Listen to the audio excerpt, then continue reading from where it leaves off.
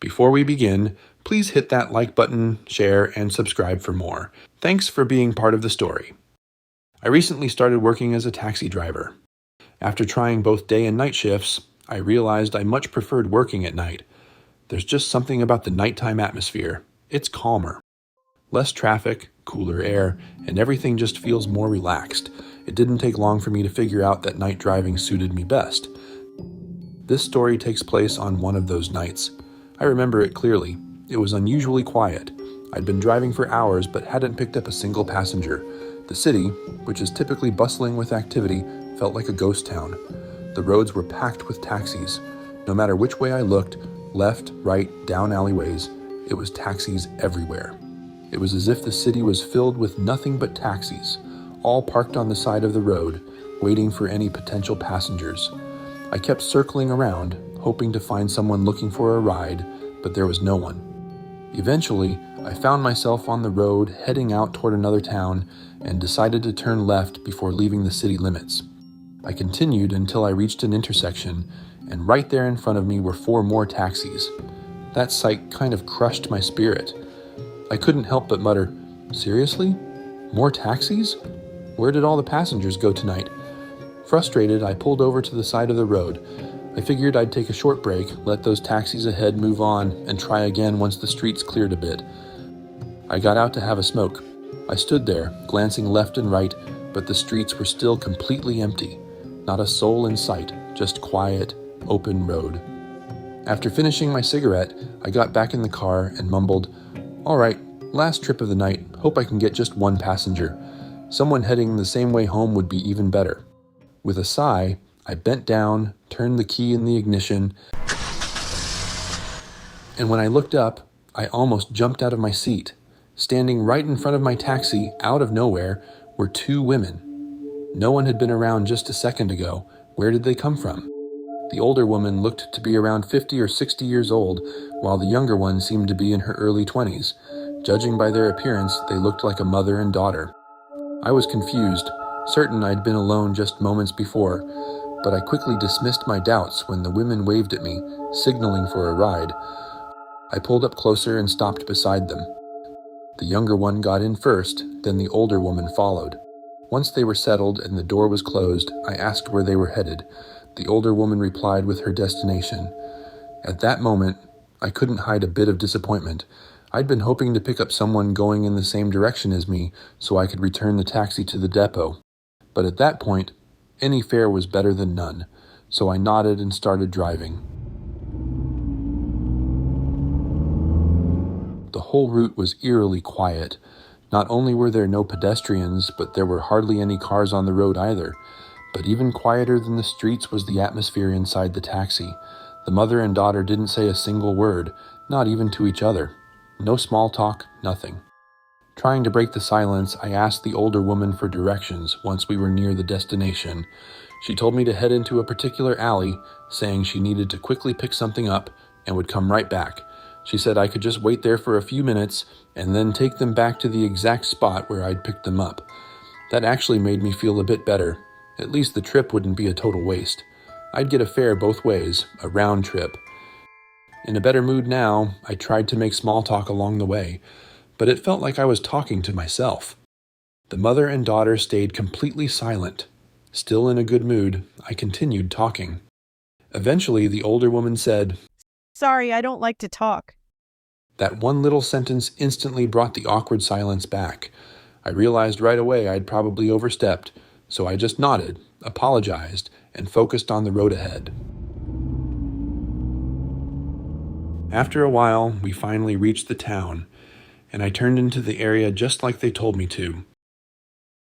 I found the alley the old woman had mentioned. About halfway in, the mother told me to stop the car. But before I could bring it to a full stop, I heard the door swing open. The old woman had already stepped out and was pulling her daughter along by the hand. They walked straight into a nearby house and closed the door behind them. I sat there, confused. Everything had happened so fast. Still, I didn't think much of it at the time, since the woman had mentioned she'd just go inside to grab something and come right back. The house they entered was a townhouse. The buildings were all connected, lined up in a row, but every single one of them was completely dark.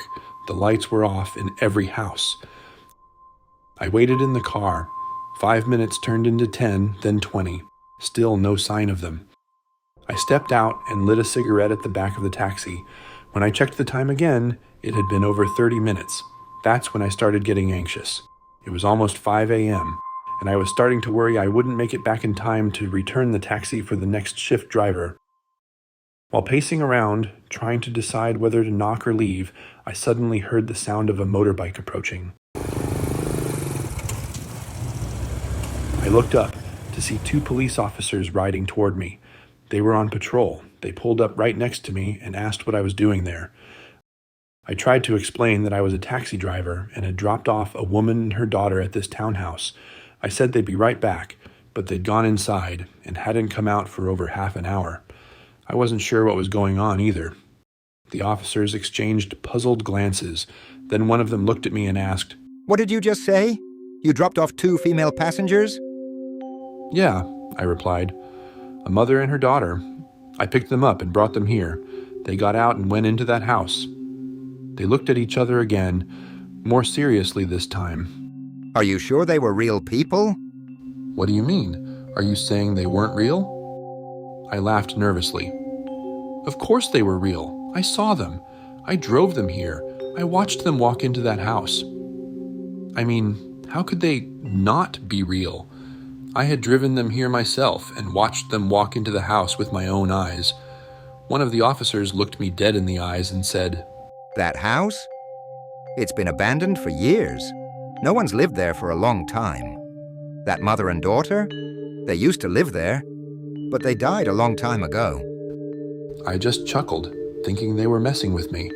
I didn't take it seriously, until one of the officers before leaving said, "Well, you could wait all you want, and if you wait long enough, you might end up meeting a ghost."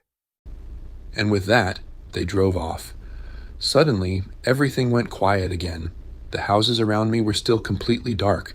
I hadn't felt scared at all before, but now a chill ran down my spine. I glanced back at the house. Its lights were off too. I tried peeking through the windows, but it was pitch black inside. Something didn't feel right.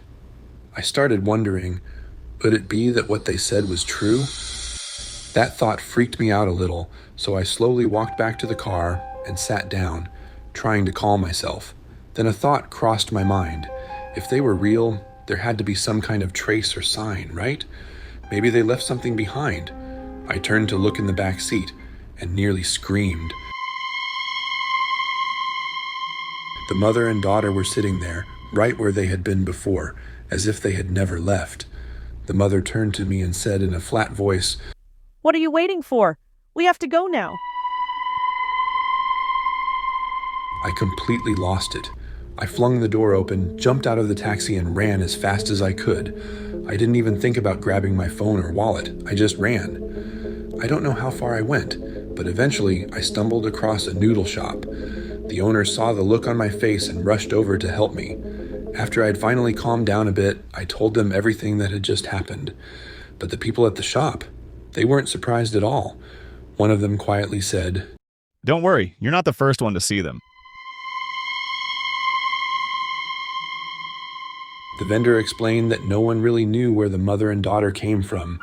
No one knew who they were, where they lived, or why taxis kept dropping them off here, to that abandoned house. And no one had ever been able to figure out why. I still don't know exactly what I experienced that night, but one thing's for sure. It's something I'll never forget for the rest of my life.